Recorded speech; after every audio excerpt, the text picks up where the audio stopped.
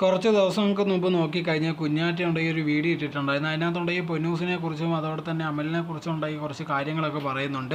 മെയിനായിട്ട് പറയുന്ന ഒരു കാര്യം എന്ന് പറഞ്ഞാൽ ഒരുപാട് പേരുണ്ട് ഇതിനകത്തുണ്ടെങ്കിൽ പൊന്നൂസിൻ്റെ പേര് വലിച്ചിടുന്നുണ്ട്. അങ്ങനത്തുള്ള ഒരു കാര്യങ്ങളും വേണ്ട. പൊന്നൂസ് ഉണ്ടെങ്കിൽ നിരപരാധിയാണ്.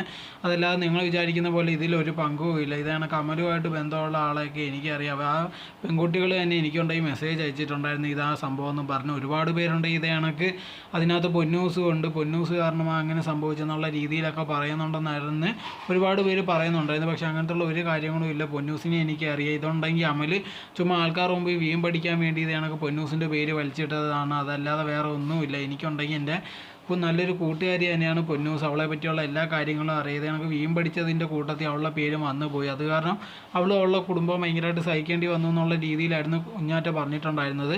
അതിനുശേഷം കൊണ്ട് ഈ പൊന്നൂസ് ഉണ്ടെങ്കിൽ അതിന് താഴെ വന്നൊരു കമൻറ്റ് ഇട്ടിട്ടുണ്ടായിരുന്നു. ഇത് കാരണം എൻ്റെ കുടുംബത്തിൽ ഒരുപാട് പ്രശ്നങ്ങൾ നടന്നു. എന്നെ എൻ്റെ ഭർത്താവിനെയും ഒരുപാട് പേരുണ്ട് ഈ മോശമുള്ള രീതിയിലൊക്കെ സംസാരിച്ചിട്ടുണ്ടായിരുന്നു. എന്തായിരുന്നാലും നീ ഇങ്ങനെ വന്ന് പറഞ്ഞത് ഒരുപാട് നന്ദി എന്നുള്ള രീതിയിലായിരുന്നു പൊന്നൂസ് പറഞ്ഞിട്ടുണ്ടായിരുന്നത്.